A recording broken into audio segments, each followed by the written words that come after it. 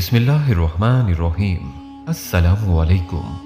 दरवेश इस वीडियो में आपको बताएंगे कि जिन्नात में जब कोई मर जाता है तो जिन्नात उसका जनाजा कैसे अदा करते हैं, बल्कि एक मुसलमान जिन की नमाज जनाजा का एक सच्चा वाकया भी आपके साथ शेयर करते हैं। इस वाकये को सुनकर ना सिर्फ हैरत होगी बल्कि हमारा ईमान भी बढ़ जाएगा। नाजरीन, ये वाकया पाकिस्तान के आज़ाद होने के कुछ साल बाद का वाकया है।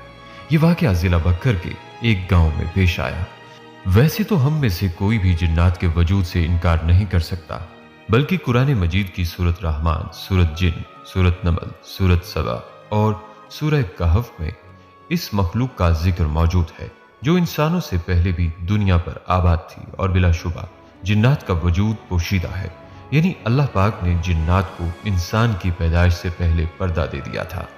लेकिन हम में से फिर भी किसी ना किसी का जिन्नात से बिलवास्ता या बिलावास्ता पाला पड़ा है और मानने वाले इन बातों पर यकीन भी रखते हैं।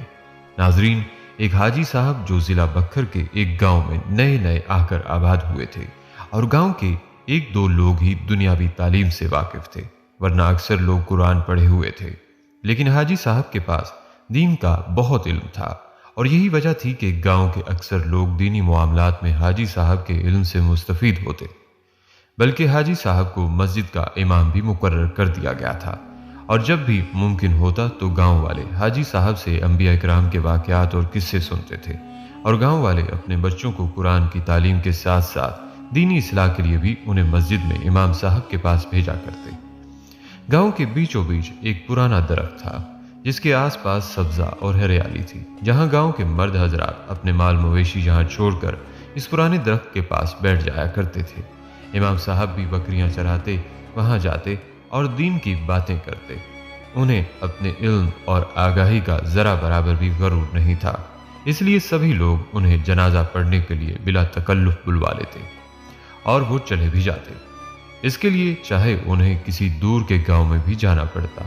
नाजरीन, एक मर्तबा सर्दियों की एक सर्द रात में ठंडी हवा में इशा की नमाज के बाद किसी ने हाजी साहब के दरवाजे पर दस्तक दी। दरवाजा हाजी साहब ने खोला तो सामने 3 सफेद दाढ़ी और नूरानी चेहरे वाले आदमी खड़े थे। दरवाजा खुलते ही एक ने निहायत अदब से सलाम किया और पूछा कि क्या यही हाजी कुदरतुल्लाह साहब का घर है। इमाम साहब ने जवाब दिया, जी हाँ, मैं ही हूँ। अब इन 3 सफेद दाढ़ी और नूरानी चेहरे वाले आदमियों में से एक ने इमाम साहब से कहा कि इमाम साहब, मेरे भाई का इंतकाल हो गया है और मैं आपसे उनकी नमाज जनाजा पढ़वाने की दरख्वास्त करने आया हूँ। वो 3 सफेद दाढ़ी और नूरानी चेहरे वाले आदमी इमाम साहब के दीनी अलूम पर मजबूत गिरफ्त और मखलूक की दस्तरस की वजह से इमाम साहब को इंतहाई पसंद करते थे और उनकी ये ख्वाहिश थी कि इमाम साहब ही उनके भाई का नमाज जनाजा पढ़ाएं। इसीलिए ये 3 सफेद दाढ़ी और नूरानी चेहरे वाले इमाम साहब के पास हाजिर हुए हैं और कहने लगे कि मैयत तैयार है, सब सफ़ें बांधे आपके इंतजार में हैं, बराए मेहरबानी हमारे साथ चलिए। हाजी साहब ने पूछा कि क्या मैं उनको जानता हूं या वो मुझसे मिल चुके हैं। अब इनमें से एक आदमी ने जवाब दिया कि मेरे भाई आपको आपके पुराने घर में अक्सर सुना करते थे, तभी वो आपसे इतनी अकीदत रखते थे। हाजी साहब उनकी ये बात सुनकर और उनकी हरकतों सकनात देखकर कुछ अजीब और गैर मामूली महसूस कर रहे थे। उनमें एक आदमी बिना पलके झपकाए हाजी साहब को देखकर उनसे गुफ्तगू कर रहा था और बाकी 2 खामोश खड़े होकर उन्हें देख रहे थे। हाजी साहब के लिए रात का जनाजा कोई नई बात नहीं थी, इसीलिए उन्होंने उन आदमियों से कहा कि आप रुकें, मैं अपना लिबास तब्दील करके आता हूँ। हाजी साहब के लौटने पर वो हाजी साहब के आगे आगे चलने लगे और चलते चलते गांव की हदूद से बाहर निकल आए। उनकी हैरत अंगेज रफ्तार के साथ हाजी साहब को उनके साथ चलने में काफ़ी दुश्वारी हो रही थी। गांव से काफ़ी दूर एक सुनसान घाटी की तरफ जाते हुए हाजी साहब को घबराहट होने लगी और उन्होंने उन तीनों को मुखातिब करते हुए कहा कि शायद आप इस गांव के रास्ते से वाकिफ नहीं, मुझे बताएं कि कहाँ जाना है, शायद मैं आपकी कुछ मदद कर सकूं, क्योंकि इस रास्ते पर तो सिर्फ एक सुनसान घाटी है। पहले वाला अचानक बोला कि ए आदमजाद, डरो नहीं, हम बिल्कुल सही सिमत जा रहे हैं। उसकी बात सुनकर हाजी साहब डर गए। हाजी साहब जहन में कड़ियां मिलाने लगे कि आदमजाद कहने का मतलब क्या था? वो मेरे पुराने घर से मुझे कैसे जानता था? अभी हाजी साहब ये सोच ही रहे थे कि पहला शख्स पलटा और कहने लगा कि देखें, मेरे भाई की ख्वाहिश थी तो हम आपको यहां लेकर आए हैं। हम मुसलमान जिन्नात हैं और आपको कोई नुकसान नहीं पहुंचाएंगे। हाजी साहब ने हवासों को काबू में किया और घाटी की तरफ चल दिए। वहां जाकर देखा तो लातादाद लोग सफेद दाढ़ी और सफेद लिबास पहने खड़े थे। उनके कद बहुत लंबे थे। हाजी साहब ने जनाजे की इमामत करवाई। इमामत के बाद जो जिन हाजी साहब को लाया था उनके सामने खड़ा हो गया और कहने लगा कि आपका बेहद शुक्रिया कि आपने हमारे भाई की ख्वाहिश पूरी की। अब हमने बहुत दूर जाना है। उसने जेब से चंद कोयले निकालकर हाजी साहब से कहा कि ये रहा आपका हदिया। हाजी साहब ने डर के मारे एक छोटा सा कोयला उठा लिया। वो कहने लगा, अब आप जा सकते हैं। हाजी साहब चले ही थे कि उन्हें अपने पीछे से खुदा हाफिज की आवाज आई। हाजी साहब ने पलट कर देखा तो सब जा चुके थे। हाजी साहब पसीने से शराबूर हो गए और बेहोश हो गए। होश आया तो घर में थे। उनकी अहलिया ने बताया कि आप घर के दरवाजे पर बेहोश हो गए थे। हाजी साहब को कोयले का ख्याल आया तो उन्होंने वो निकाला तो वो हीरा था। हाजी साहब कभी भी इस वाक़े को भुला नहीं पाए।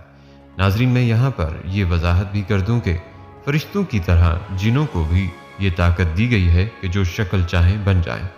अहादीस से साबित है कि इनमें किसी किसी के पर भी होते हैं और वो हवा में उड़ते फिरते हैं, और बाज सांपों और कुत्तों की शक्ल में गश्त लगाते फिरते हैं, और बाज इंसानों की तरह रहते सहते हैं, लेकिन अक्सर उनकी रिहाइशगाह बयाबान या वीरान मकान और जंगल पहाड़ हैं। नाजरीन, जिन्नात भी इंसान की तरह ही अल्लाह की मखलूक है जो आग से पैदा हुए हैं। जिन्नात इंसानों की तरह ज़ी अकल, रूह और जिस्म वाली मखलूक है। इनमें तवालुद तनासुल भी होता है, यानी इंसानों की तरह इनकी भी नस्ल बढ़ती और फलती फूलती है।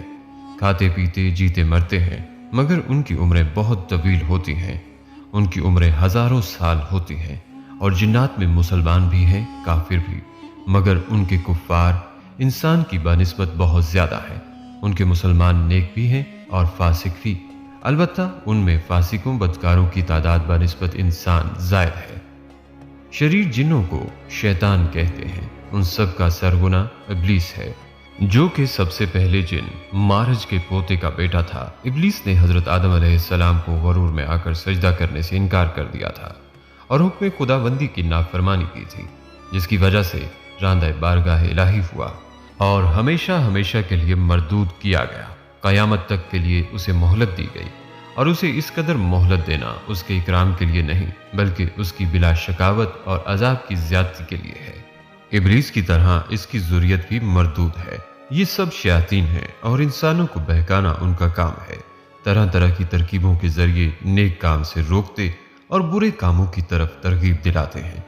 खुदा के नेक बंदे उनके मकरू अगवा में नहीं आते, बल्कि लाखौल भेजकर नेक कामों में मसरूफ रहते हैं। लेकिन जो उनके बहकावे में आ जाते हैं वो आखिरकार गुमराह हो जाते हैं। बल्कि इस्लाम से पहले भी अरबों में जिनों के तस्करे मौजूद थे। इस जमाने में सफर करते वक्त जब रात आ जाती थी तो मुसाफिर अपने इलाके के जिनों के सरदार के सुपुर्द करके सो जाते थे।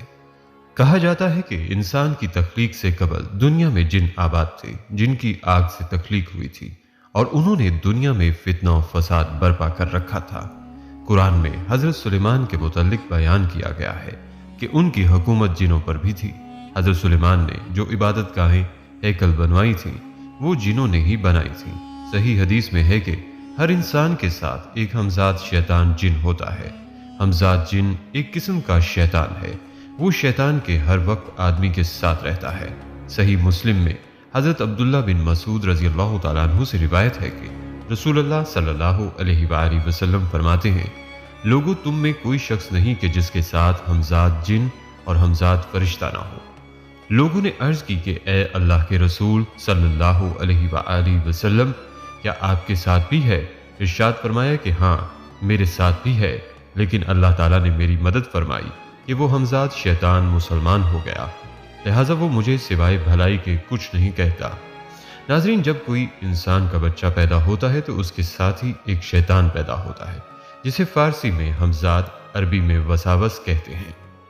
ظاہر یہ ہے کہ ابلیس کے ہر آن سینکڑوں بچے پیدا ہوتے رہتے ہیں۔ مطابق تعداد اولاد انسان جیسے مچھلی، ناگن، سانپ بیک وقت ہزارہا انڈے دیتی ہے، طاغوتی جراثیم ہر آن بچے دیتے رہتے ہیں۔ ناظرین، جس زمین پر ہم زندگی گزار رہے ہیں اسی پر جنات بھی رہتے ہیں، اور ان کی رہائش اکثر خراب جگہوں اور گندگی والی جگہ ہوتی ہیں، مثلا بیت الخلاء، گندگی پھینکنے اور پاخانہ کرنے کی جگہ وغیرہ کو۔ اس لیے نبی صلی اللہ علیہ وآلہ وسلم نے ان جگہوں میں داخل ہوتے وقت اسباب اپنانے کا کہا ہے، یعنی دعائیں اور اذکار لازمی پڑھیں۔ قبرستان اور ویران جگہوں پر بھی ان کا ڈیرا ہوتا ہے، اسی طرح گھروں کی چھتوں پر بھی یہ مخلوق رہتی ہے۔ اسی لیے شام کے وقت سورج غروب ہوتے وقت نبی اکرم صلی اللہ علیہ وسلم نے چھوٹے بچوں کو چھتوں پر چھوڑنے سے منع فرمایا ہے۔